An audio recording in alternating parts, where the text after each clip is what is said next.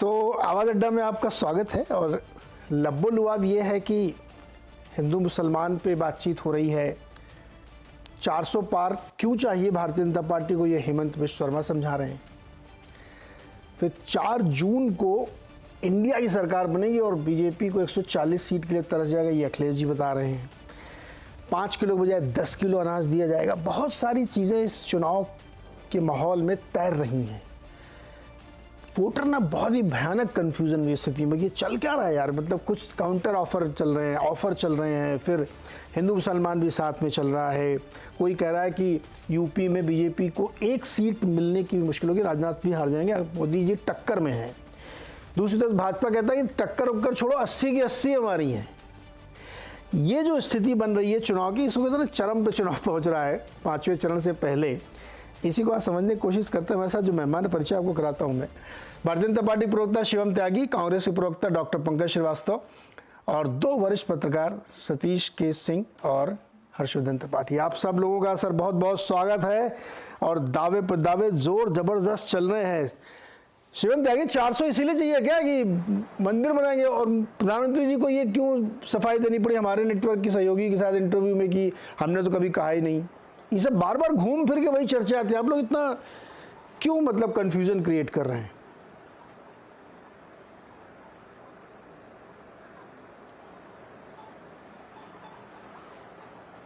शिवम त्यागी, आवाज नहीं की लग रहा आपके पास? अच्छा, उनके पास अभी कनेक्शन नहीं पहुंचा। यही सवाल आपके लिए सर, मुद्दे घुमा दीजिए पंकज जी। आप 5 किलो के बजाय 10 किलो अनाज देंगे, पैसे देंगे, और यही सब चल रहा है। Counter offer counter. आप कह रहे हैं कि आप जीत लेंगे, 350 सीटें तो ऑलरेडी हो चुकी हैं अब तक के मतदान में। ये सब जनता को कंफ्यूज नहीं कर रहे हैं आप लोग? नीरज भाई, कोई कंफ्यूजन नहीं है। हाँ। पहले तो मैं आपको बता दूं कि मैं रायबरेली में हूं इस समय, और आप भी रायबरेली के हैं। तो यहाँ एक नारा चल रहा है, क्या? राहुल की अस बहे बयार, अब की मोदी जई है हार। ये आप जानते हैं यहाँ की अवधि में किस हाँ, तरह से हाँ, लोग हाँ। बोलते हैं। तो असली बात देखिए, ये तो खैर अलग बात हो गई, माहौल की बात है। लेकिन कोई भी दल अगर वो 10 साल से सत्ता में है, तो उसका ये दायित्व है, उसका ये फर्ज है कि वो बताए कि उसने इस देश के लिए क्या किया। आर्थिक, सामाजिक, राजनीतिक सभी मोर्चों पर अपनी उपलब्धियां गिनाए। और अफसोस की बात यह है कि प्रधानमंत्री मोदी उसके बारे में उन्होंने क्या किया। उन्होंने कहा था कि बहुत हुई महंगाई की मार, अब की बार मोदी सरकार। तो जब 2014 में 400 का गैस सिलेंडर था, आज 1100 का बिक रहा है। 17 रुपए का आटा जो है वो 40 रुपए में बिक रहा है। दाल 200 रुपए की, जो सरसों का तेल या खाने वाले तमाम इस तरह के जो तेल है वो 200 के पार है। तो आम आदमी की जिंदगी बहुत ज्यादा परेशानी में है। और सबसे बड़े, पूरा इस इलाका, मैं कई दिनों से आसपास के जिलों में घूम रहा हूं, जो बेरोजगारी है उसने एकदम लोगों को परेशान कर रखा है। यहाँ तक कि भारतीय जनता पार्टी के भी जो समर्थक हैं पारंपरिक रूप से, वो भी अब, उनके लिए भी ये नाकाबिले बर्दाश्त हो रहा है। तो ऐसे में कांग्रेस पार्टी पूरा एक बता रही है कि भाई हम अगर सरकार में आए तो हम ये करेंगे। हम हर गरीब महिला को 1 लाख रुपए साल में देंगे। हम हर नौजवान को जो नौकरी चाहेगा उसे 1 साल की एक अप्रेंटिसशिप 1 लाख रुपए की निश्चित देंगे, ताकि उस अनुभव के आधार पर वो फिर अपना कोई हुनर सीखे और जाके बाजार में करे। हम किसानों को एमएसपी की गारंटी देंगे, लीगल गारंटी देंगे। तो इस तरह की सारी बातें, मनरेगा का 400 रुपए कर दिया जाएगा। 25 लाख रुपए बहुत इंपॉर्टेंट है कि हर परिवार को जो एक तरह से स्वास्थ्य बीमा देने की बात हो रही है, जो राजस्थान में हमने करके दिखाया था, उसको हम कह रहे हैं। तो हम बहुत साफ कह रहे हैं कि सरकार बनेगी तो हम ये करेंगे। जब मोदी जी के बारी आती है तो वो ये सब कुछ नहीं बोलते, वो कुछ अजीब अजीब सी बातें करते हैं। अब तो उन्होंने कह दिया कि वो हिंदू मुसलमान कभी बात करते नहीं। बिल्कुल उन्होंने सही कहा कि जो हिंदू मुसलमान करे उसे सार्वजनिक जीवन में रहने का अधिकार नहीं है। मैं उनकी बात से 100% सहमत हूं। लेकिन मोदी जी ने तो अब पूरे राजनीतिक जीवन में इसके अलावा किया क्या है, ये तो कोई भी जानता है। उस पर तो बहस करना भी ये चुटकुला है। मतलब इस पर क्या कोई बात करे? मोदी जी अगर इस तरह की बात कर रहे हैं तो सीधी सी बात है, एक थकी हारी सरकार है जो हर मोर्चे पर विफल हुई है, जिसने लोगों को महंगाई और बेरोजगारी के भीषण तनाव में डुबो दिया है, जिसने किसी भी मोर्चे पर कोई तरक्की नहीं की है। वह सामने एक ऐसा व्यक्ति है जो एक तरफ इस देश में नफरत के खिलाफ लोगों के बीच प्रेम मोहब्बत की बात कर रहा है, और दूसरी ओर लोगों की जिंदगी को बेहतर बनाने के लिए पूरे ब्लूप्रिंट रख रहा है। तो ये मुकाबला है, इसके लिए एक आमने सामने एक डिबेट भी हो सकती थी, जैसा कि देश के 2 सुप्रीम कोर्ट के न्यायाधीशों ने प्रस्ताव रखा। इस टेलीविजन के जमाने में एक बढ़िया प्रस्ताव था, दुनिया की बहुत सी डेमोक्रेसीज में ऐसा होता है। तो मोदी जी उसके लिए भी तैयार नहीं है, तो क्या किया जा सकता है? तो हम अपनी बात तो लोगों के बीच रख रहे हैं और हमें उम्मीद है कि जनता एक सकारात्मक जो एजेंडा है उस पर बहुत अच्छा समर्थन इंडिया गठबंधन को देगी। शिवम त्यागी बताइए भाई, 400 आपको इसलिए चाहिए कि जो हेमंत बिश्व शर्मा एक्सप्लेन कर रहे हैं कि नए जहाँ पे विवादित हैं 2 स्थल हमारे वहाँ के लिए, और हिंदू मुसलमान लगातार चुनाव में बना हुआ है। लेकिन प्रधानमंत्री जी कह रहे हैं कि उन्होंने जब कहा था कि ज़्यादा बच्चे वाली बात, तो उन्होंने किसी का नाम नहीं लिया था। हिंदू गरीब में भी ज़्यादा बच्चे पैदा होते हैं। तो ये क्या है, बार बार आप लोग घुमा फिरा के वहाँ ले आते हैं?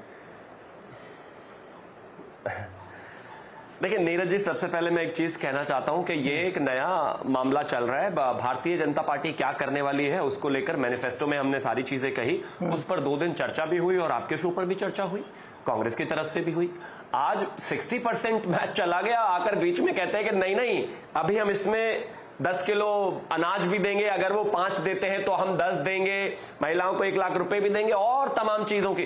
क्यों, क्या हुआ भाई? 4 चरणों में ऐसा लग रहा है क्या कि चुनाव बिल्कुल हाथ से निकल गया है? तो चलिए ठीक है, लास्ट बॉल पे कुछ हिट करने का ट्राई कर लेते हैं, बने तो बने वरना बाहर तो है ही है।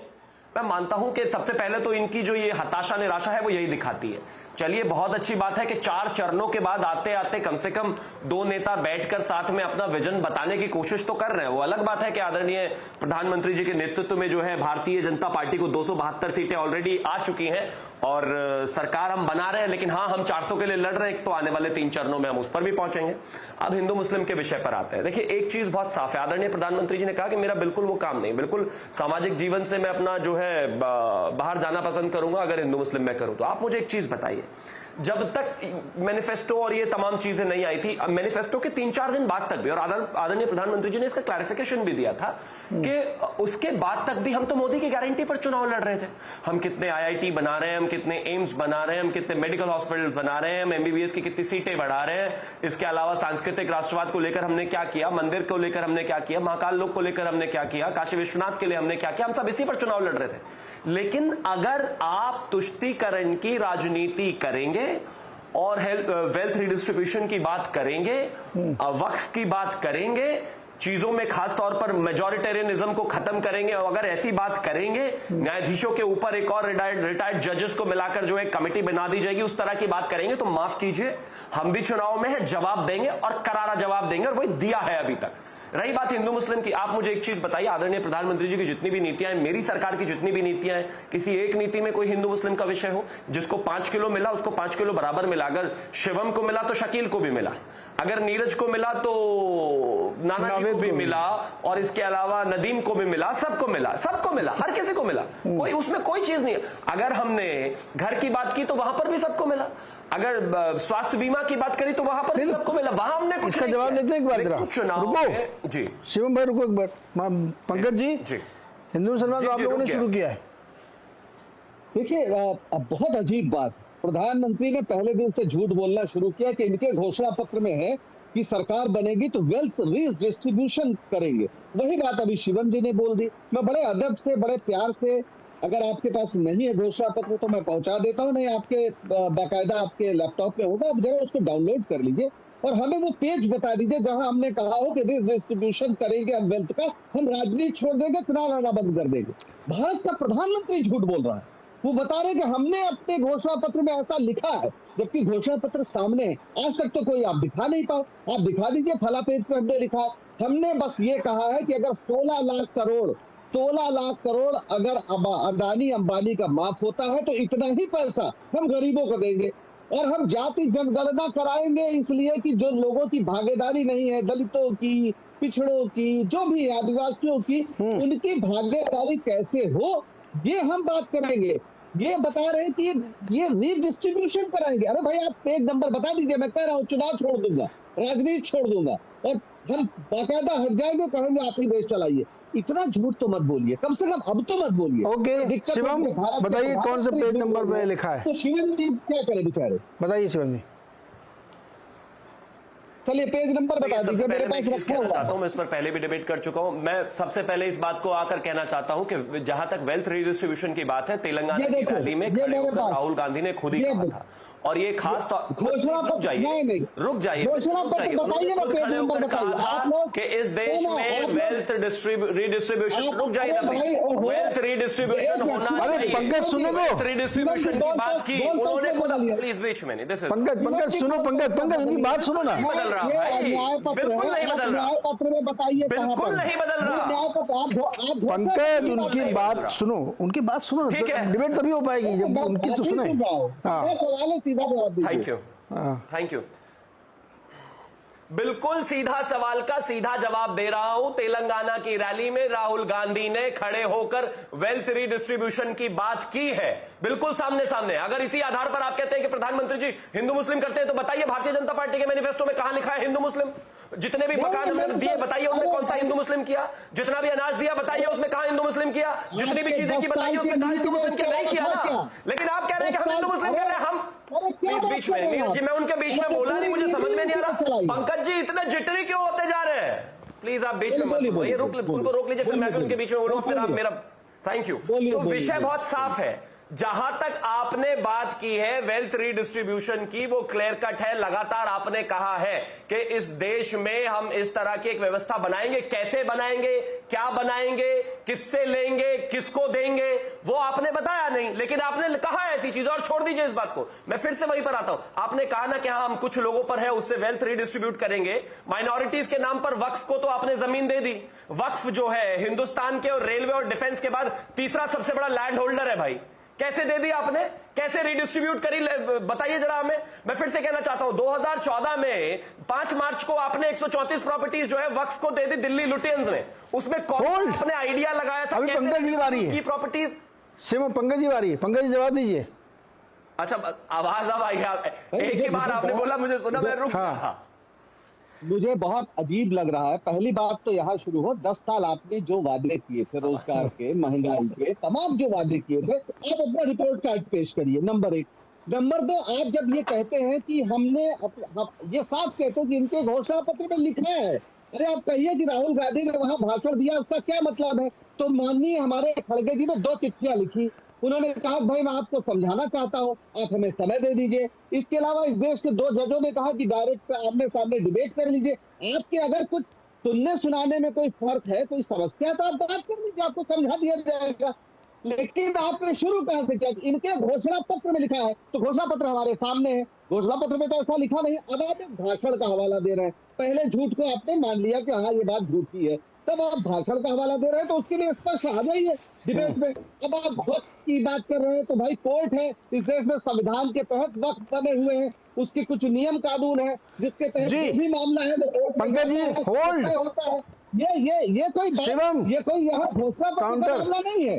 अभी जवाब दो। बताइए थैंक यू। हाँ शिवम उसी कानून, अब प्लीज अब उनको रोक दीजिए, मैं बोला नहीं उनके बीच में, उनके बीच में बोला नहीं, अरे रुक उनके बीच में बोला नहीं। प्लीज रुक जाइए, प्लीज रुक जाइए, प्लीज रुक जाइए उनके नहीं रुक जाइए। पहला प्लीज रुक, भाई एंकर ने मेरा नाम लिया है, मुझे बोलने दीजिए। आप इनको एक बार रोक दीजिए, नहीं तो मैं चाहता हूँ कि अरे पंकज जी रुक जाओ भाई, अपने अपनी बात में खत्म होने दो। नीरज मेरी बात तो खत्म होने दो। ये सीधा ऐसा करो, 30 सेकंड में खत्म करो। 1100 का कैसे हुआ? ये सीधा जवाब दे कि 2 करोड़ नौकरियां कहाँ गई? ये बता दे कि नाले के गैस पे पकौड़ा बनाने वाली योजना कहाँ चल रही है? ये बता दे कि एमएसपी पे जो किसानों को लीगल गारंटी की बात थी, किसानों ने साल भर आंदोलन किया, 700 किसान शहीद हुए। आपने खुद 2014 में कहा था कि हम किसानों को लीगल गारंटी देंगे, वो आपने क्यों नहीं पूरा किया? अरे ये सीधे सवाल है, इस पर आपका मुंह नहीं खुलता है। ओके हो गए, 30 सेकंड हो गए, 30 सेकंड हो गए, इससे ज्यादा नहीं। इसको जवाब दीजिए। हाँ बताओ, जवाब दो फटाफट, छोटे में अब जाना उधर। अब मैं जब, हाँ थैंक यू। सबसे पहले इन्होंने कहा कि डिबेट कर लेते हैं, बिल्कुल डिबेट कर लीजिए। कौन भाग रहा है? आप भाग रहे हैं।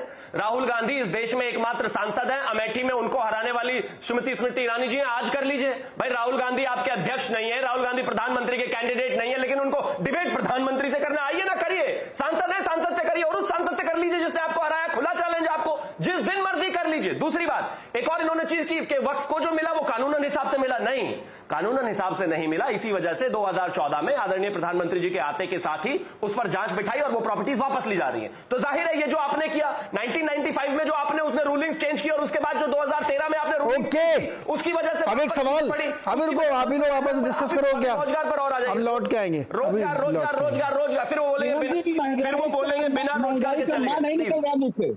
महंगाई का मुंह नहीं निकल रहा मुंह से। नीरज जी प्लीज, महंगाई पर भी सुन लीजिए। आपके समय में 2004 से 14 में इस देश में महंगाई दर हमेशा डबल डिजिट में रही है। आदरणीय प्रधानमंत्री जी के समय में कोरोना के होते हुए भी इस देश में महंगाई दर जो है अप्रोक्सीमेटली 5-5.5। भाई सुनो, अरे हमारी बात सुनो यार, आप लोग दोनों प्रवक्ता लोग सुनो ना भाई। महंगाई से निपटने के लिए 5 के बजाय 10 किलो राशन का ऐलान कर दिया गया है। पंकज जी अभी लौट के आएंगे आपके पास, अभी सुनो। ये रेट, अरे भाई 60 का पेट्रोल जब प्रधानमंत्री कहते थे कि बहुत महंगा हो गया, आज 100 का है, तो ये दर खिला रहे। जिस डॉलर को ये मनमोहन सिंह की उम्र से जोड़ते थे जब 60 का था, हाँ। 83 का है और ये दर खिला रहे हैं, क्या बात। अच्छा एक मिनट बताओ, मनमोहन जी भी कितने साल के हैं? 91 के हमारे ख्याल में, कम है उससे, देखो 83 पे ही है। मनमोहन जी की उम्र ज्यादा निकल गई है। उस समय प्रधानमंत्री जी कह रहे थे मोदी जी। रुको पंकज जी, मैं आपके पास दोबारा आऊंगा। शिवम जी आपके पास ही, आपके घोषणा पत्र में एक चीज लिखी जो आप मुझे एक्सप्लेन करिएगा। उसमें लिखा, मैं पढ़ देता हूँ वर्बिटम। भारतीय और धार्मिक अल्पसंख्यकों को भारत के किसी भी अन्य नागरिक की तरह ही मानव और नागरिक अधिकार प्राप्त है। कांग्रेस भारत में अल्पसंख्यक अधिकारों को बनाए रखने, उनकी रक्षा के लिए प्रतिबद्ध है। भारत में बहुलतावाद की कोई जगह नहीं है। ये बाद में आएंगे, अभी नहीं। नहीं बहुसंख्यकवाद का होगा। हाँ अभी रुको ना, दोबारा आएंगे तो। अरे आप उसको आप मन में पढ़ो, आप अलग होता है, दोबारा आएंगे। अब मैं पहले सतीश जी के पास जाऊँ। सतीश जी, इतने सारे मुद्दों में क्या पकड़ में आया आपका? आप एक वोटर की तरह अगर इस सबको पकड़ रहे हो, 10 किलो अनाज पकड़ में आया आपके, मंदिर पकड़ में आया आपके, बहुत सारे एम्स बने वो पकड़ में, क्या पकड़ में क्या आया आपके? मैं 4 बातें बोलना चाहता हूं नीरज जी। बोलिए सर। पहला तो यह है कि प्रधानमंत्री जी का जो ये बयान आपके चैनल पे आया, हाँ, मैं मानता हूं वो हिंदुत्व का डाइल्यूशन है। और ये प्रधानमंत्री जी, आपके ही चैनल पर मैंने बहुत पहले कहा था कि प्रधानमंत्री जी को अब नेहरू बन जाना चाहिए। और मुझे लगता है कि उन्होंने हिंदुत्व और हिंदू मुस्लिम को इस चीज़ से ख़त्म किया है। पहली चीज़ ये है, तो मैं मानता हूँ हिंदुत्व का ये डाइल्यूशन है, पहली चीज़। दूसरी चीज जो पकड़ में बात आ रही है वो ये आ रही है कि ये लहर विहीन चुनाव है, इंडिविजुअल कंस्टिट्यूएंसी पे चुनाव है, कहीं कोई मुद्दा भारी है, कहीं कैंडिडेट भारी है, और करंट तो है नहीं चुनाव में। अंडर करंट होगा तो अंडर करंट हिंदुत्व का भी शायद होगा, या फिर वो बेरोजगारी वाला भी अंडर करंट होगा।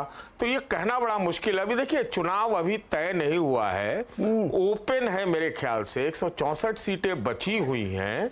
164 सीटों में ऐसा मेरा मानना है कि 65 सीटों पर भारतीय जनता पार्टी के लिए उतनी संभावना नहीं है, बाकी पे है। तो अभी जो है ना 1 to 1 चुनाव चल रहा है।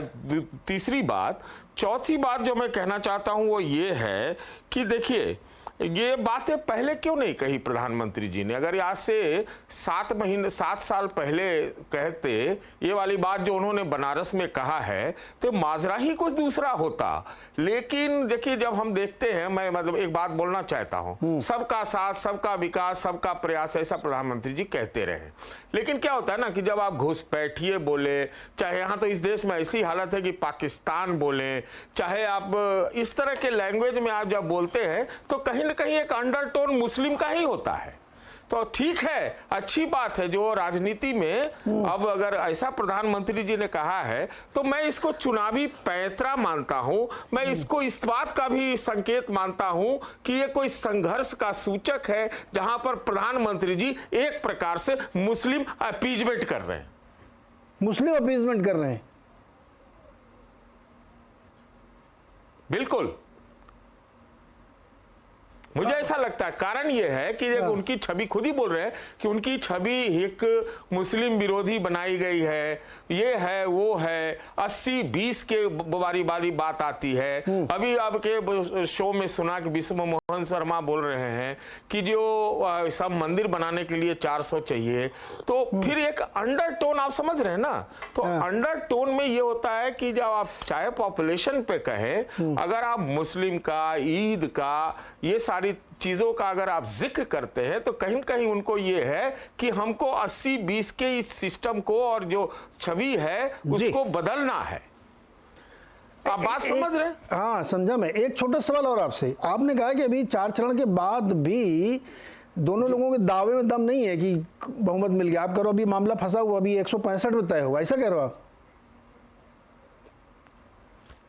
बिल्कुल कह रहा हूं, और मैं ये भी कह रहा हूं, आप सुन लीजिए, नोट कर लीजिएगा, जब भी आपके यहाँ कहता हूं तो कुछ न कुछ सही हो जाता है। नोट करा। 164 पे बचा हुआ है ना, तो अब उसके बाद भी छड़पा छड़पी शब्द आप समझते हो?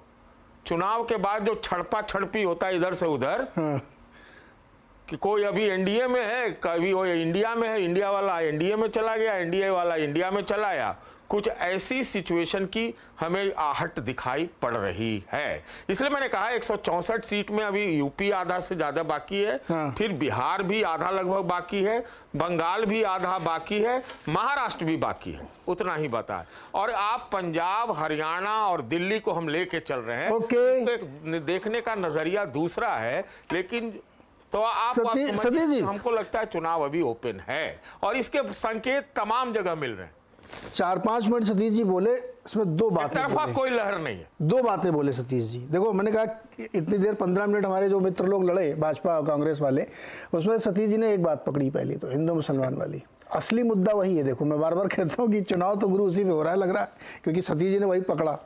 हर्षवर्धन जी, आपने क्या पकड़ा? अरे तो बहुत कंफ्यूजन टाइप हो गया, इतने मुद्दे चल रहे हैं इस समय, हर दिन 1-2-3 नए पॉइंट्स उसमें जोड़ दिए जाते हैं। क्या पकड़ रहे हैं आप? क्या चल रहा है भाई? और दावों में कितना दम है? वो कह रहे हैं 80 सीट हम जीते, वो कह रहे हैं 79, एक की मरम्मत कर दी उन्होंने। बताओ नीरज जी, देखिए, कोई भी जब किसी बात को बोलता है ना, और नेता लोगों को ये थोड़ा स्पेस देना चाहिए। चुनाव लड़ रहे हैं तो क्या वो ये कह देंगे कि दूसरा वाला जीत जाएगा? भाई 2014 का चुनाव हमने देखा, 2019 का देखा, और ये अधिकार उनको देना चाहिए। चुनाव के वक्त उनको माइंड गेम खेलने का, जिसको हम कहते हैं ना कि एक दूसरे पर दबाव बनाने का, ये बिल्कुल देना चाहिए। और हम लोग तो बैठे थे, आपको ध्यान में होगा, मध्य प्रदेश, छत्तीसगढ़, राजस्थान, तो बात कर रहे थे, और कांग्रेस के प्रवक्ता नेता आते थे तो कहते थे एकदम अब तो साफ हो गया, अब तो मध्य प्रदेश में तो कुछ बचा ही नहीं है आपके लिए। छत्तीसगढ़ तो हम लोग भी मान लेते थे, सब आते थे और बड़ा उस तरह से बताते थे कि अरे हम तो यहीं आज खड़े हैं, आज हम रायपुर में बैठे हुए हैं, आज हम बस्तर में हैं। और क्या हुआ? भूपेश बघेल को पता ही नहीं चला कि क्या हो गया उनके साथ। अशोक गहलोत क्या क्या स्कीम लेके आ रहे हैं, मोबाइल बांट रहे हैं। तो वैसे ये 5 का 10 किलो है। और आजाद भारत के इतिहास में मुझे तो ध्यान में नहीं आता कि भारत में किसी पार्टी को अपने घोषणा पत्र में ये लिखना पड़ा हो कि हम बहुसंख्यकवाद से लड़ने जा रहे हैं, हमारी लड़ाई बहुसंख्यकवाद से है। ये मुझे नहीं याद है, सतीश जी के ध्यान में होगा तो मुझे करेक्ट करेंगे, मैं उसको फिर ध्यान में लाऊंगा, स्वीकार करूंगा अगर ऐसा होगा, लेकिन मुझे नहीं ध्यान में। मुझे ये भी नहीं ध्यान में है कि किसी पार्टी को ये कहना पड़ा हो, किसी पार्टी को, कि जो भारत में संविधान है, उस संविधान के वो अनुच्छेद जो अल्पसंख्यकों को अधिकार देते हैं, हम उन्हें बरकरार रखेंगे, उसकी रक्षा करेंगे। मुझे नहीं ध्यान में। ये भी किसी पार्टी के घोषणा पत्र में नहीं लिखा गया कि हम अल्पसंख्यकों को उनके पर्सनल लॉज वो लागू करने देंगे।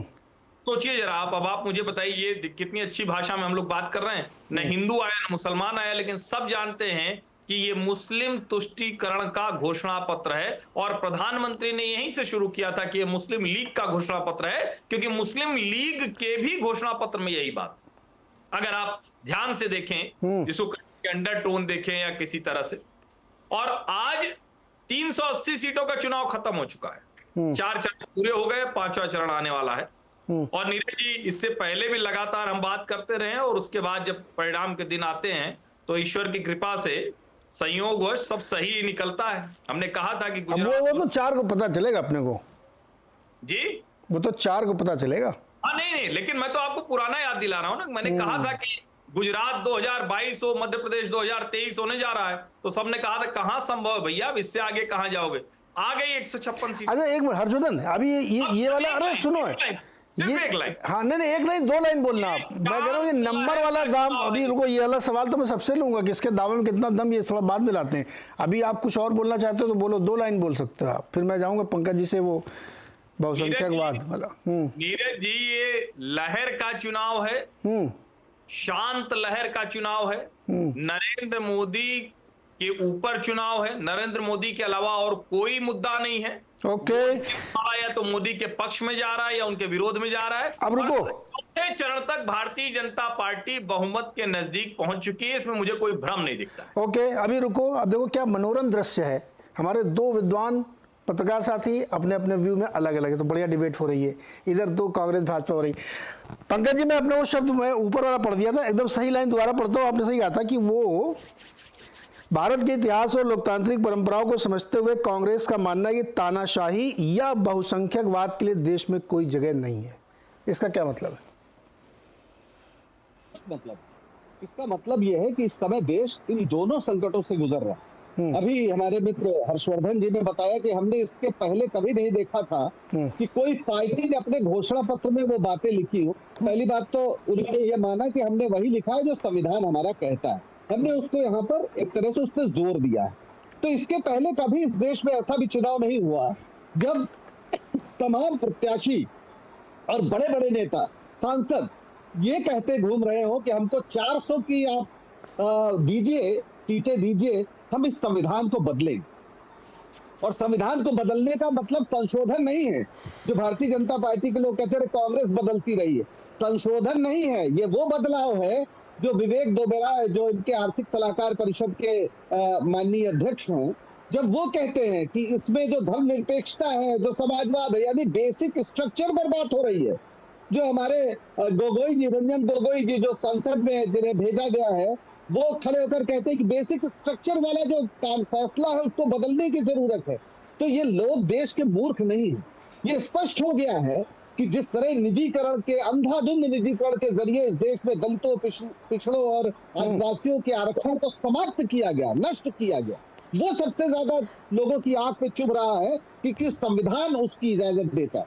तो इसलिए उसको जो आप जबरदस्ती एक तरह से संख्या बल के नाम पर आप चाहते हैं कि संविधान के बुनियादी ढांचे को बदल दिया जाए, वो नहीं चाहते। और तानाशाही की बात हम थोड़ी कह रहे हैं। तानाशाही की बात तो इस देश में 4 सुप्रीम कोर्ट के जजों ने निकलकर बाहर कहा था, जवाब कई साल पहले कहा था, कई साल पहले। एक मिनट हर्षवर्धन के बाद और इस देश के सारे, जिस तरह से अभी सुप्रीम कोर्ट में पंकज जी झूठ बोल रहे हैं। हर्षवर्धन जवाब दीजिए। हाँ बोलो। झूठ बोल रहे हैं।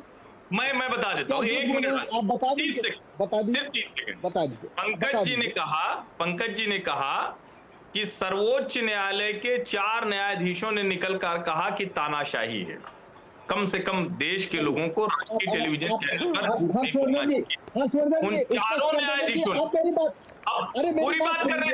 पंकज जी, आपका झूठ पकड़ा गया है, आप झूठ बोल के निकल नहीं पाएंगे। आप झूठ नहीं पकड़ा गया है हर्षवर्धन जी, आप झूठ बोले, बात समझे ही नहीं। अरे बोलना, झूठ बोल के निकल जाना, ये आदत मत बनाइए। हर्षवर्धन जी आप हमको भी जानते हैं, आपको क्या कहा था उन्होंने, बताइए मुख्य न्यायाधीश। अब आप बोलने नहीं देंगे तो क्या होगा, यही गंदी आदत है। अरे सुन लीजिए, अरे सुनिए हर्षवर्धन जी, आप मेरी बात के बीच में हैं। मैं आपके बीच में बोला था, मुझे आप चुप रहिए, मेरी पूरी बात कंप्लीट हो गई, उसके बाद सुनो, मुझे किसी की आवाज सुनाई नहीं दे रही, मैं दर्शक सुन नहीं पा रहा। न्याय मत करो हमारे साथ सामाजिक न्याय चाहिए। एक एक करके बोलो, एक एक करके। पंकज जी आप 1 मिनट रुको, ये अपनी बात पूरी कर ले, फिर आप अपना संशोधन रख दीजिएगा उसमें। पहले मेरी बात कंप्लीट हो गई, हर्षवर्धन जी कैसे बीच में कूद गए? अरे आपकी कंप्लीट हो गई थी। अरे भाई रुकिए, मेरी बात तो कंप्लीट होने दीजिए। हो गई थी। अरे तुम्हें मैं स्पष्ट कर रहा हूँ, जब 4 न्यायाधीशों ने कहा कि हम क्या जवाब देंगे जब लोकतंत्र खतरे में, जब लोग, अरे आप झूठ बोल रहे हैं तो आपको समझ भाई मुझे कुछ सुनाई नहीं दे रहा यार। पंकज जी और हर्षवर्धन जी, हमारे दर्शकों के साथ अन्याय मत करिए। सतीश जी, आपको कुछ समझ में आया क्या? सुनिए नीरज, एक करके बोल लो ना। नहीं कुछ नहीं समझ में आया। नहीं ना, एक एक करके बोल लो। 30 सेकंड, चलो 30 सेकंड एक आदमी बोल लो, बोलो। ठीक है। 4 न्यायाधीशों ने कहा कि लोकतंत्र खतरे में है। ओके। क्या जवाब देंगे आने वाली पीढ़ियों को? यही तो मतलब होता है। ठीक है, ओके बताओ, हम झूठ बोल रहे हैं। ओके, अब हो गया ना, अब इसका जवाब दो। तो लोकतंत्र खतरे में है तो क्या? अरे दादा पंकज दादा, हो गया भाई, हो गया। अभी इसका जवाब दो। लोकतंत्र खतरे में है, अब बताओ। हाँ नीरज जी, मैं अब कह रहा हूं, देखिए है क्या, पंकज जी का झूठ पकड़ा गया है, वो जानते हैं, तो वो बात काटेंगे, बोलने नहीं। मैं चुप। अरे यार पंकज, अब उनको सुनो ना। पंकज जी नहीं, अब उनको बोलने दो। शुरू किए आपने बोल दिया। हाँ, उस वक्त चीफ जस्टिस ऑफ इंडिया कौन थे, और 4 न्यायाधीश के नाम बताइए जिन्होंने मुख्य न्यायाधीश के खिलाफ प्रेस कॉन्फ्रेंस की थी। पहले वो बताइए, फिर मैं उसका सवाल असली बताता हूँ। बताइए। नहीं, यहाँ कौन बनेगा करोड़पति खेलने आए हैं? कर लीजिए गूगल, आप भी जानते हैं। अभी तक यही मुश्किल है। ये चुनाव चल रहा है। आप इतना टाइम नहीं है हमारे पास। आप अजीब बात करें, गूगल करिए, वहीं पे आपके पास मोबाइल है, आप मोबाइल कर लीजिए। अरे झूठ नहीं है, लोकतंत्र खतरे में है। और आप हर्षवर्धन, आप पत्रकार की जगह प्रवक्ता हो जाइए हमारी तरह। कहाँ आप चक्कर में पड़े हैं? भाई रुको 1 मिनट, सतीश जी को लाएंगे। आप लोग मान नहीं रहे हो सर, दोनों लोग शायद हो जाओ। सतीश जी, कुछ समझ में आया आपके क्या? मुझे एक क्लैरिफिकेशन चाहिए। जो अरे रुको ना हर्षवर्धन, आप भी रुको। एक प्रेस कॉन्फ्रेंस हुई थी जो जजों ने की थी, क्या उसमें रंजन गोगोई जी भी थे क्या? बिल्कुल थे ना, बस वो के डन। मैं कोई जानकारी के लिए पूछना। नीरज जी, बस 30 सेकंड दे दीजिए मुझे। अरे भाई, आप लोग मानते नहीं, बहुत जिद्दी हो गए हो। लाइन बोलना है भाई। नीरज जी मुझे समय दीजिए। मुझे भी एक लाइन बोलना है। हाँ सतीश जी, आपके पास भी आता हूँ। बोलो यार, जल्दी बोलो आप लोग। मैं बोलूं? हाँ बोलो, 30 सेकंड बोलो। यही देश में झूठ बोलने वाले नेता प्रवक्ता करते हैं।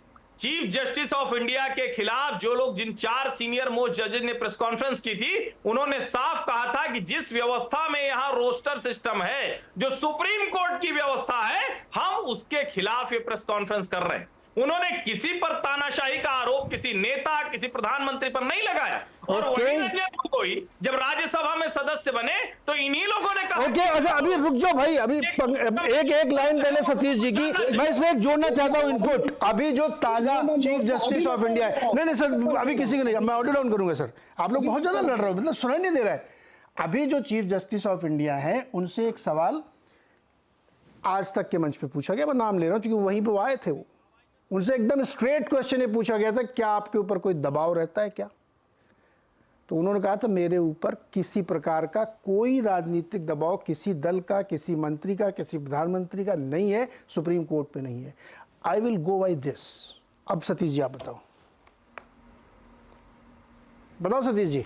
देखिए, मैं एक बात कहना चाहता हूं, मुझे महत्वपूर्ण लगता है। ऐसे आज अमित शाह जी ने वो अरविंद केजरीवाल के इंटरिम बेल पर एक कमेंट जरूर किया है। वो भी बड़ा महत्वपूर्ण कमेंट है कि बड़ा अनयूजुअल सा फैसला है। क्यों किया पता नहीं, नंबर 1। नंबर 2, मैं कहना चाहता हूं, जो अभी आप कांग्रेस के घोषणा पत्र की बात कर रहे थे और जो प्रधानमंत्री जी ने आपके चैनल को कल बोला, दोनों में कोई अंतर नहीं है। वो भी उसी मेजॉरिटेरियन जो एक तरफा जो है उसको वो नकार रहे हैं। तो मैं तो कहना चाहता हूं, भले आप मुझे पर पक्षपात का आरोप लगाए कि जब वो कह रहे हिंदू मुस्लिम का हम बात करेंगे तो मुझे सार्वजनिक जीवन में रहने का कोई अधिकार नहीं है। तो चाहे वो कांग्रेस करे, चाहे भारतीय जनता पार्टी करे, जब प्रधानमंत्री जी ने ये कह दिया तो मैं मानता हूं कि ये कांग्रेस के घोषणा पत्र पर ठप्पा मार रहे हैं।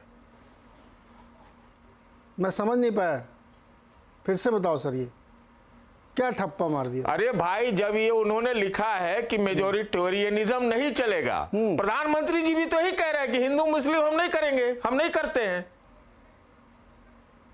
शिवम यही कह रहे हैं क्या आप लोग? मतलब क्या? नहीं समझ में नहीं आया, मैं फिर से यही समझ नहीं पाया हूं, मुझे तो क्लैरिटी नहीं है वो क्या कह रहे हैं। एक बार सतीश जी और समझा दीजिए जरा। मतलब प्रधानमंत्री जी ने ये कहा, सतीश जी ने बहुत गूढ़ बात कह दी। प्रधानमंत्री जी ने ये कहा कि अगर इस तरीके के हिंदू मुस्लिम, जी सतीश जी दोहरा दीजिए। दोहराने का मतलब नहीं है। सतीश जी, आवाज क्लियर है ना, आवाज उनके घोषणा पत्र में जो अभी पढ़ के क्या क्लियर है, मैं सुनना चाहता हूं, बताइए तो। पत्र जब कांग्रेस वालों का, अरे भाई सुनिएगा तब ना, बोलने का मौका मिलेगा तब ना। हम ये कह रहे हैं कि उनके घोषणा पत्र को जिस तरह से पढ़ा गया,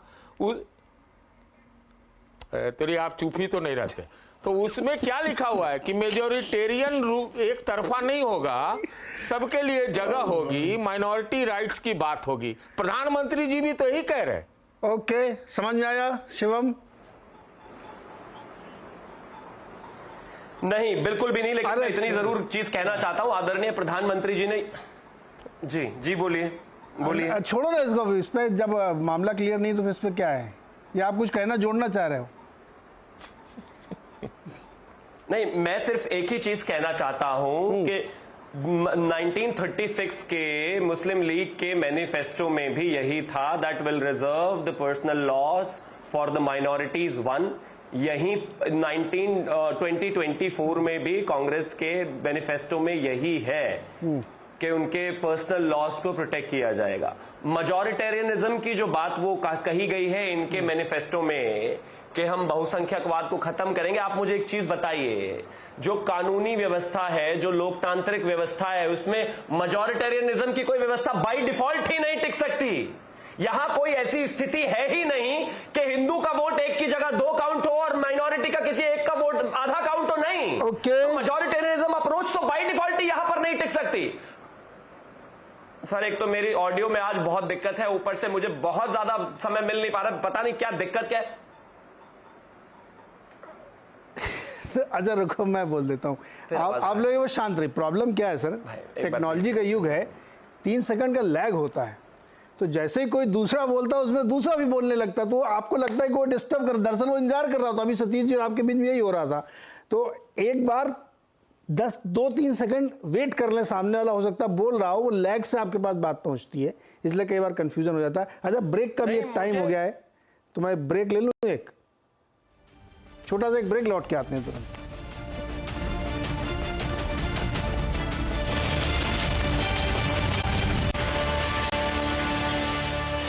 स्वागत है एक बार फिर से आपका चुनावी अड्डा में, और अब मेरे पास कुल 10 मिनट है, 2.5 मिनट आप सबके हैं, तो अपनी अपनी बारे में प्लीज़ बोलिएगा। और हमारे देखो ट्विटर पे हमारे दोस्त लोग लिख भी रहे हैं कि हल्ला मत मचवाइए, कुछ समझ में नहीं आ रहा, कुछ सुनाई नहीं दे रहा, तो आप लोग अपनी अपनी बारे में बोलिए। 2.5 मिनट मैंने आपको सबको दिए। पंकज जी, आप जरा रायबरेली का हालचाल बताओ, क्या चल रहा है वहाँ पे? वहीं हो आजकल आप? रायबरेली में जी बिल्कुल। और अगर आप रायबरेली के हाल जानना चाहते हैं तो आप अपने खुद ही, आपका घर है यहाँ, फोन कर लीजिए, लोग बता देंगे। मेरी बात तो बायस भी होगा। नहीं, आपको पता चल जाएगा, बता नहीं पाऊंगा ना उसको। हाँ, 4 से 5 लाख कम से कम लीड है राहुल गांधी। ये मैं यहाँ पर घूम रहा हूँ, और आप मेरी बात में प्रवक्ता हूँ, जाहिर है आप उस पर शक करेंगे कि मैं दावा कर रहा हूँ। इसलिए मैंने कहा क्योंकि आप यहाँ के रहने वाले हैं, तो बात कर लीजिए लोगों से। और अमेठी में भी कांग्रेस बहुत आसानी से ये चुनाव जीतने जा रही है। मैं आज ये बात बहुत स्पष्ट रूप से आपके सामने कह रहा हूँ, कहीं कोई दिक्कत नहीं है, इन दोनों सीटों पे तो कोई दिक्कत है ही नहीं।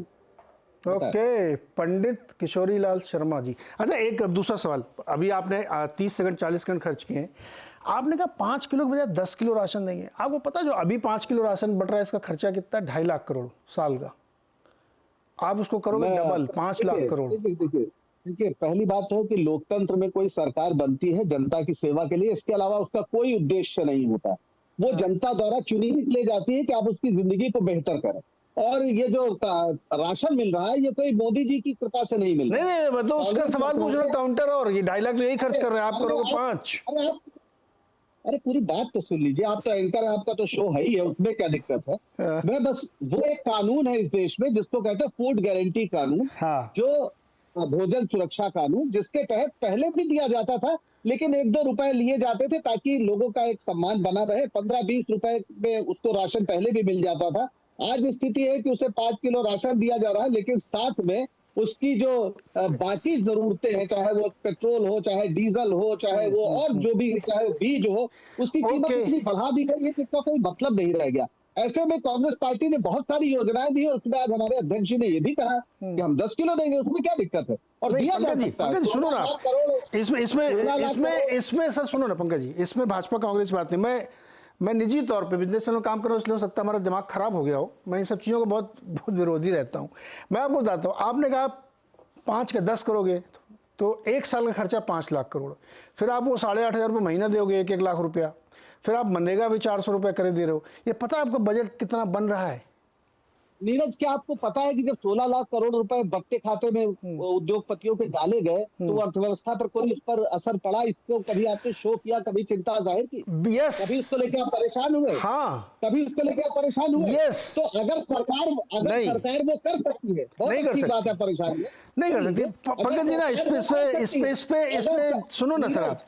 नीरज भाई, अगर 16 लाख करोड़ मोदी सरकार उनके बट्टे खाते में डाल सकती है तो अभी आपने जितना गिनाया है ना, ये जोड़ दो भी तो 16 लाख करोड़ नहीं होगा। पंकज जी क्या बात कर रहे हो आप? उसकी गारंटी भी देने की बात कर रहे हो एमएसपी की? गारंटी दे रहे हैं, 100% गारंटी दे रहे हैं सर, आप पता नहीं, चलो खैर, अरे ये आपका दावा है, इनके पास चलो। भाई आप सुनिए, जब जमींदारों के पास जमीन थी तो जमींदारी उन्मूलन भी लोगों को बड़ा मुश्किल लग रहा है। नहीं पंकज जी, 2.5 मिनट हो गए। पंकज जी सुनो ना, पंकज जी, अरे आप मेरी बात तो सुनो सर। 45 लाख करोड़ का बजट होता है, उसमें ही ये मुश्किल हो रही है सर। मैं इस बात को इसलिए नहीं मान सकता क्योंकि आप पॉलिटिकल फ्रेम से देख रहे हो। नहीं, आपको अर्थव्यवस्था के जिस पैमाने से आप देख रहे हैं, आपको मुश्किल लग रही है, वो स्वाभाविक है। हम उन पैमानों को बदलेंगे, नहीं बदल पाएंगे ना सर, वही तो है ना, सेवा के बदले मेवा देने के लिए मेवा होनी भी चाहिए। एनीवे, शिवम, रायबरेली में और अमेठी में, पंकज जी वो आपका 2.5 मिनट हो गया सर, 2.5 मिनट हो गया आपका। रायबरेली अमेठी में दावा है कि कुछ नहीं हो पाएगा आपका।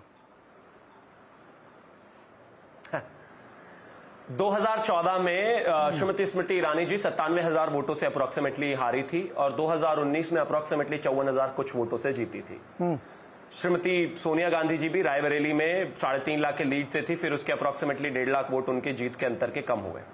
और आज यहां बैठकर ये कहते हैं कि नहीं हम जीतेंगे। मैं पूरी गारंटी और भरोसे के साथ कहता हूं कि दोनों सीटें ये हार रहे हैं, और अगर हारे ना होते तो मैनिफेस्टो से डिरेल भी ना होते। मैनिफेस्टो में इन्होंने जो ये राशन है ये 5 किलो लिखा हुआ है, इनको लगा कि वोट नहीं मिल रहे 5 किलो से, तो आज बैठकर कहते हैं 10 किलो लिख देंगे। कल इनसे सवाल पूछा जाएगा कि 10 किलो क्यों किया, कहता हमने मैनिफेस्टो में थोड़ी ना लिखा था। एक तो हर चीज में आकर घुमा फिर आकर कुछ भी बोलना और फिर आकर यह कहना कि नहीं ऐसा नहीं है वैसा है, ये चलेगा नहीं। देश की जनता जानती है। अगर आज भी आप 4 फेजेस के बाद आकर अपनी जो गारंटीज है उनको रिफ्रेजेस करने की आपको जरूरत पड़ रही है, तो आपको पता है कि आपके ग्राउंड पर क्या हाल है। बाकी एक और चीज मैं कहना चाहता हूं, इतना ही अमेठी गारंटीड होता पंकज श्रीवास्तव जितना कह रहे हैं, तो इनके नेता वहां लड़ने जाते, भागते ना वहां से, सीट एक छोड़कर दूसरी पर ना जाते। बस इतना छोड़िए, इसका 10% भी राहुल गांधी को कॉन्फिडेंस होता तो वहां से चुनाव लड़ते भाई। तो सीटों का दोनों का हालात बहुत आसानी से अच्छी तरीके से ही जान सकते हैं। अब आगे आता हूं, विषय आगे भी, और सिर्फ सीटों की बात नहीं है, आने वाले समय में जो स्थितियां बन रही हैं, जो चुनाव चल रहा है, उसके हिसाब से कांग्रेस को बहुत अच्छे तरीके से पता है कि इस बार उत्तर प्रदेश में खाता भी खुल जाए तो बहुत बड़ी बात हो जाएगी, क्योंकि खाता खुलने की स्थिति में है नहीं, खाता खुलने वाला है नहीं, और यह कोई नया भी नहीं है। कांग्रेस अपने आप में जिस तरीके से हालात में रही है, उत्तर प्रदेश में उनके हालात नहीं बने हैं, और पिछले 2 चुनावों से तो आप खुद भी इसको देख रहे होंगे। ओके, बहुत सही, 2.5 मिनट में खत्म कर दिया आपने। अब सतीश जी और हर्षवर्धन जी, ये जो चुनाव है, अभी इतनी सारी चर्चाएं हम लोग करें, किस चीज पर आलंबित हो रहा है? बहुत सारे मुद्दे चल रहे हैं, 5 किलो 10 किलो ये वो सब कुछ चल रहा है, किस पर ये टिक रहा है चुनाव? देखिए, स्पष्टता से अगर कहें तो मुझे तो इसमें कोई भ्रम नहीं दिखता है। नरेंद्र मोदी की जो डिलीवरी है उसका चुनाव एक लाइन की बात है। वो डिलीवरी राम मंदिर की भी है, वो डिलीवरी 5 किलो राशन की भी है, वो डिलीवरी देश के हर शहर में बेहतर होते रेलवे स्टेशन और हवाई अड्डों की भी है, वो डिलीवरी बेहतर होती सड़कों और पुलों की भी है, वो डिलीवरी आपके आसपास आपके जीवन को, आपके जीवन स्तर को बेहतर करने की है। एक लाइन में वही चुनाव। लेकिन जाहिर है, अब अगर किसी को, कांग्रेस पार्टी ने तो मैनिफेस्टो में लिख दिया और मैं उसे शर्मनाक मानता हूं। बहुसंख्यकवाद क्या हुआ? राम मंदिर बन गया, यह बहुसंख्यकवाद हो गया, क्योंकि बहुसंख्यकों के आराध्य हैं, इसलिए बहुसंख्यकवाद हो गया। वरना तो इस देश में भारतीय जनता पार्टी कह रही है कि हम समान नागरिक संहिता चाहते हैं, यानी हर व्यक्ति के लिए एक कानून। तो समान नागरिक संहिता मतलब क्या हुआ? समान नागरिक संहिता संविधान के, जो संविधान निर्माताओं ने बहस की थी, क्योंकि संविधान सभा की बहस भी लोग नहीं पढ़ते हैं, उसमें बहुत से सवालों पर सहमति उस वक्त नहीं बन पाई। तुरंत देश विभाजित हुआ था, मुश्किलें थी, तो कई सवालों को कहा गया कि आगे आप तय करेंगे। और आज तक देश में सिर्फ एक बार संविधान की आत्मा के साथ छेड़छाड़ हुई है, और वो थी श्रीमती इंदिरा गांधी। आपातकाल का समय था, 42वां संशोधन था, उसमें सेक्युलरिज्म और सोशलिज्म घुसाया गया बेसिक स्ट्रक्चर में, बस वही चीज हुआ। और इसीलिए मैं कह रहा हूं कि ये जो झूठ बोलते हैं, जो अफवाह गिरोह है, ये देश को बरगलाने की ओके, अब ये होने वाला डायवर्ट हो गया भाई। बिल्कुल होने वाला। अरे केशवानंद भारती केस भैया इमरजेंसी के पहले का है, जिसने सेकुलरिज्म को बेसिक स्ट्रक्चर का हिस्सा माना है। कैसी बात करें हर्षवर्धन, आप पत्रकार हैं, कम से कम इस तरह जब मैं सतीश जी के पास जाऊं, भारती के केस में है, आप लोग ना सतीश जी का टाइम चोरी कर रहे हैं। नहीं नीरज जी, पूछ लीजिए ना, प्रियम्बल में ऐसा था, मत करिए। ऐसी बात करते हैं, पढ़े अरे लिखे की तरह प्रियम्बल नहीं, उसके पहले आ गया था। जो आप कह रहे हैं कि इमरजेंसी में डाला गया, वो मैं बता रहा हूँ। एक लाइन बताइए सर, बहस मत कीजिए, एक लाइन बताइए। सेक्युलरिज्म सोशलिज्म था कि धर्म की सबको आजादी होगी, सब लोग अपने ये प्रस्तावना में था, ये प्रस्तावना में था, धर्म की सबको आजादी। ओके, अभी सतीश जी के पास जाना भाई, मैंने उनका टाइम आप लोगों ने ले लिया। सतीश जी देख रहे हैं आप कितना जुल्म हो रहा है आम आदमी के ऊपर, कि समय ले लिया गया आपका। अब आप अपने बचे हुए समय मुझे ये बताइए कि क्या इसी तरीके का कंफ्यूजन ग्राउंड पे हो गया है? क्या कर दिया, मचा दिया गया एकदम? हाँ, कंफ्यूजन है। मैं हर्षवर्धन जी की ये बात मानता हूँ, एक डिलीवरी का एस्पेक्ट है, लेकिन ब्रांड मोदी कितना अक्षुण है ये मुझे नहीं समझ में आ रहा। मैं पूरे बिहार का दौरा करके आ रहा हूँ, पूरा इलाके में। क्या माहौल बिहार में? ग्राउंड पर जो देखता हूँ, constituency to constituency, individual to individual candidates के ऊपर निर्भर कर रहा है। मैं कतई नहीं कहूंगा कि वहां से एनडीए साफ है, नहीं, मैं नहीं कह सकता, लेकिन ये कहें कि लहर कोई चल रही हो, ऐसा बिल्कुल नहीं है। आप समझ रहे बात को? मैं सिर्फ इतना ही कहना चाहता हूं, आपने ठीक किया जो बाकी 3 लोगों को समय दे दिया। उन लोगों को ज़्यादा सारी बैटिंग करनी है तो करें। मैं सिर्फ इतना कहता हूं कि चुनाव ओपन है, और अभी जो है एकदम कोई एक तरफा वरफा बिल्कुल नहीं है। ओके, एक तरफा और फरफा नहीं है। देखिए, ये रोज़ जो हम लोग आवाज़ अड्डा इस तरह की चर्चाएं कर रहे हैं, उसका एक मकसद ये है कि नफ्स को समझने की कोशिश करें कि ग्राउंड पे रियलिटी क्या है, कैसे लोग सोच रहे हैं, क्या किस तरह की लोगों की धारणाएं, और करंट गवर्नमेंट को और विपक्ष को किस तरह से लोग परसीव कर रहे हैं जो इसके वोटर्स हैं। इतने मुद्दे फ्लोट कर दिए गए हैं, और दिन भर सोशल मीडिया कंजम्पशन से लोग कंफ्यूज तो हो गए हैं, इसमें तो कोई शक नहीं। किसी को समझ में नहीं आ रहा, जिससे पूछो वही 3-4 नई बातें बता देता है। तो ये कन्फ्यूज़न थोड़ा थोड़ा छटेगा। अभी मुझे लगता है 5वें-6वें राउंड पे आके थोड़ी और क्लैरिटी आएगी कि स्थिति क्या बनती रही। लेकिन मेरा ये बहुत फर्म बिलीफ है कि वोटर अपना मन बना चुका है। अब वो परिणाम 4 तारीख को बताएगा। बहुत बहुत शुक्रिया हमारे साथ जुड़ने के लिए।